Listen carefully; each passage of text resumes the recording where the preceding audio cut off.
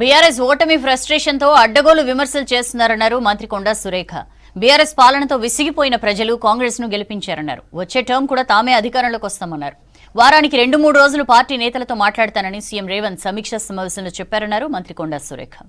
జిల్లాల ఇన్ఛార్జ్ మంత్రులతోటి స్థానికంగా contested candidates అదేవిధంగా ఓడిపోయిన క్యాండిడేట్స్ను కూడా కూర్చోబెట్టి ఒక జస్ట్ ప్రభుత్వము మనది, మీరేం అధైర్యపడొద్దు, ధైర్యంగా ఉండండి, మీకు ఎప్పుడు కూడా ప్రభుత్వం అండగా ఉంటుంది అనేటువంటి ఒక మెసేజ్ వాళ్ళకి ఇచ్చి స్థైర్యాన్ని నింపడానికి ఏ పని కావాలన్నా కూడా త్రూ ప్రాపర్ ఛానల్ మీరు ఇన్ఛార్జ్ మినిస్టర్ల ద్వారా గవర్నమెంట్ దృష్టికి తీసుకొస్తే తప్పకుండా మేము పని చేస్తామని చెప్పారు.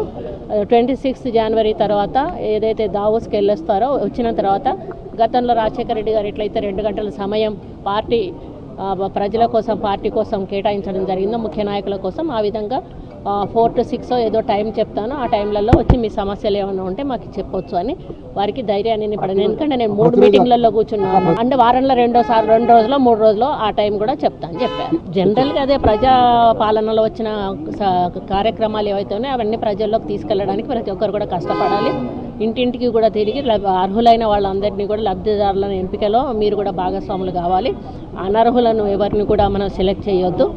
ఇటువంటివి ఇన్స్ట్రక్షన్స్ అన్నీ కూడా అవుట్ ఆఫ్ ద వే ఏది కూడా పోవద్దు. ఏదున్నా కూడా మనకు రూల్స్ ప్రకారము మీకు కావాల్సినవి ఏవి అడిగినా కూడా కాకుండా మనం ప్రభుత్వాన్ని ముందుకు తీసుకుపోతాము. చెడ్డ పేరు మాత్రం ప్రభుత్వానికి తీసుకురావాలి. మమ్మల్ని ఎట్లా ఇన్ఛార్జీలకు వేశారు కదా, మా బాధ్యతలు అప్పటికే చెప్పడం జరిగింది. మీరు మీ పార్లమెంట్లలో కాన్సన్ట్రేషన్ తోటి గెలిపించే బాధ్యత తీసుకోవాలి. మీరు చేసే ప్రతి పని కూడా రేపు పార్లమెంటు ఎన్నికల్లో ప్రభావం చూపుతుంది కాబట్టి ఓడిన వాళ్ళైనా గెలిచిన వాళ్ళైనా బాధ్యత చేయాలని చెప్పడం జరిగింది.